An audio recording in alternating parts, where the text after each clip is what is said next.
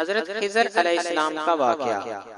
ایک مرتبہ حضرت خضر علیہ السلام دریا کے کنارے بیٹھے تھے، اتنے میں کسی سائل نے آ کر ان سے سوال کیا کہ میں آپ سے اللہ کے واسطے سوال کرتا ہوں، مجھے عنایت فرمائیے۔ یہ سن کر حضرت خضر علیہ السلام پر بے ہوشی طاری ہو گئی۔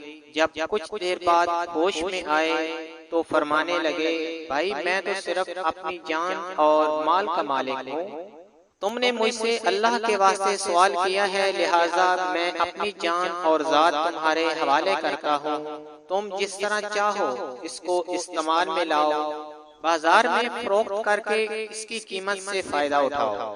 چنانچہ سائل ان کو بازار لے گیا اور ایک شخص سائمہ کے ہاتھ ان کو فروخت کر دیا۔ یہ سائمہ خرید کر ان کو اپنے گھر لے گیا، اس کا ایک باغ تھا۔ چنانچہ سائمہ نے حضرت خضر علیہ السلام کو ایک کدال دے کر کہا کہ سامنے والا پہاڑ جو 3 مربع میل رقبے میں واقع تھا، اس کی مٹی کاٹ کاٹ کر باغ میں ڈال دو۔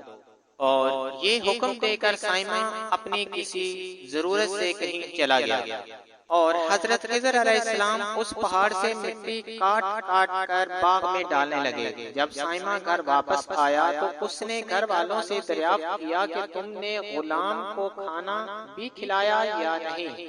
گھر والوں نے جواب دیا کہ ہمیں معلوم ہی نہیں غلام کہاں ہے۔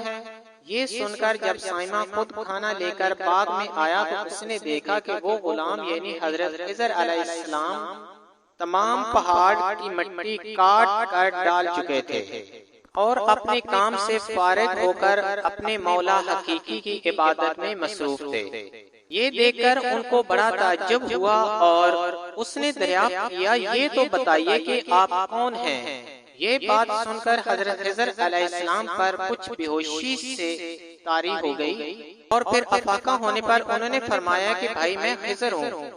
جس کو سن کر سائمہ کے ہوش اڑ گئے کہ تو نے یہ کیا کیا، ان کو غلام بنا کر ایسا کام پر لگایا، یہ تو انتہائی گستاخی ہے۔ پھر یہ سوچنے کے بعد سائمہ نے توبہ کی اور پروردگار سے عذرخواہی کے ساتھ حضرت خضر علیہ السلام کو آزاد کر دیا، اور اللہ کی بارگاہ میں عرض کیا کہ اے رب العالمین، مجھ سے اس کا مواخذہ نہ کیجیے گا کیونکہ میں ان کو جانتا نہیں تھا۔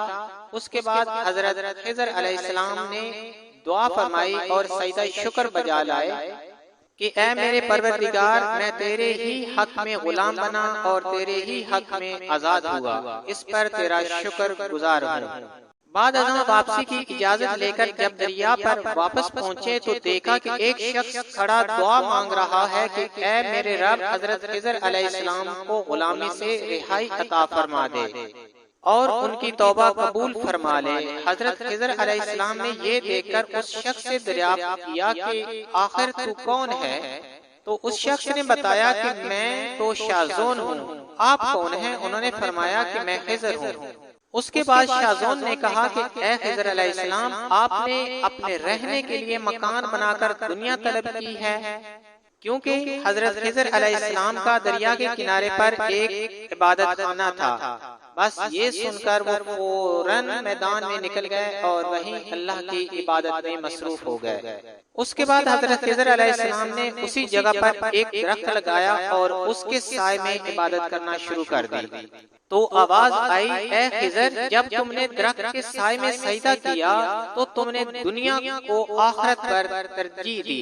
پھر فرمان ہوا، مجھے اپنی عزت اور جلال کی قسم ہے، مجھے دنیا کی محبت میں رضامندی نہیں ہے۔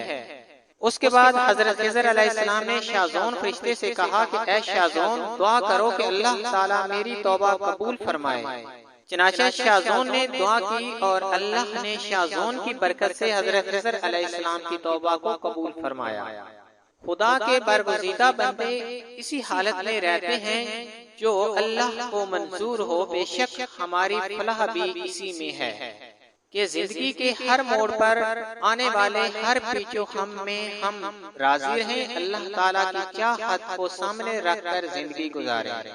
دعا ہے کہ اللہ تعالیٰ ہمیں اس واقعے سے سبق حاصل کر کے نیک بننے کی توفیق عطا فرمائے، آمین یا رب العالمین۔